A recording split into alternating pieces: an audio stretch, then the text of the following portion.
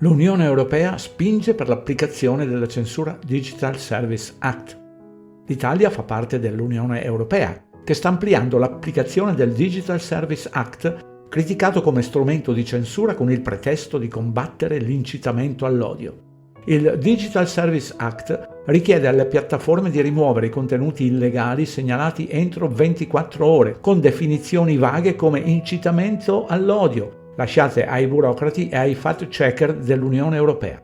L'Unione Europea prevede di raddoppiare il personale addetto all'applicazione del Digital Service Act entro il 2025 e nominare coordinatori locali per garantire la conformità, citando minacce alla democrazia da parte di aziende tecnologiche allineate alla posizione anticensura del presidente americano Trump. L'ampia portata del Digital Service Act consente di rimuovere in blocco i contenuti ritenuti illegali in uno Stato membro dell'Unione Europea, prendendo di mira discorsi che sfidano le narrazioni del governo o offendono la sensibilità religiosa. La repressione dell'Unione Europea contrasta con gli Stati Uniti, dove piattaforme come X e Meta stanno revocando le politiche di censura, evidenziando una divisione transatlantica sui valori della libertà di parola.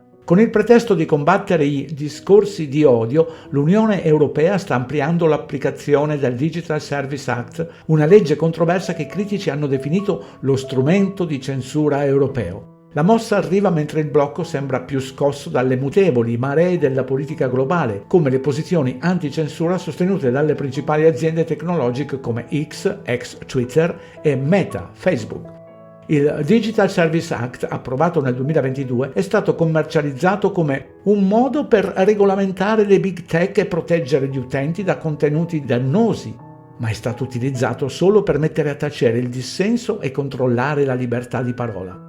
La vicepresidente della Commissione europea, Hanna Virkkunen, ha recentemente dichiarato che le aziende tecnologiche che si allineano alle politiche di Trump rappresentano una minaccia diretta per la democrazia europea.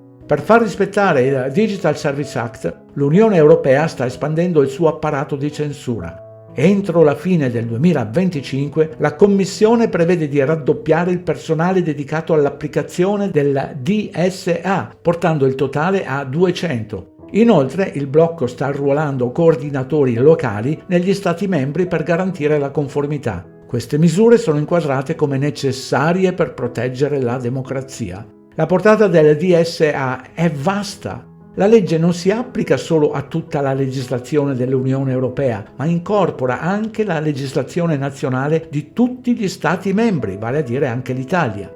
Ciò significa che i contenuti considerati illegali in un paese, che si tratti di presunta promozione dell'odio, offesa alla sensibilità religiosa o sfida alle narrazioni del governo, possono essere rimossi in tutto il blocco europeo. La repressione della libertà di parola da parte dell'Unione Europea non avviene a caso, arriva in un momento in cui gli Stati Uniti si stanno muovendo nella direzione opposta. Piattaforme come X stanno ridimensionando le politiche di censura, abbracciando la libera espressione. C'è la decisione di reintegrare utenti precedentemente banditi, tra cui personaggi controversi, e questo ha suscitato l'ira dei funzionari europei.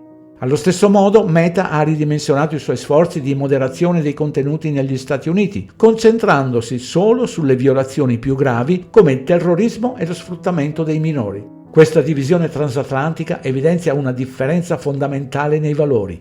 Mentre negli Stati Uniti stanno riaffermando il loro impegno per la libertà di parola, l'Unione Europea sta raddoppiando la censura. Il contrasto è netto. Una parte vede il discorso aperto come essenziale per la democrazia, mentre l'altro lo vede come una minaccia da neutralizzare. Da naturalnews.com, 28 gennaio 2025.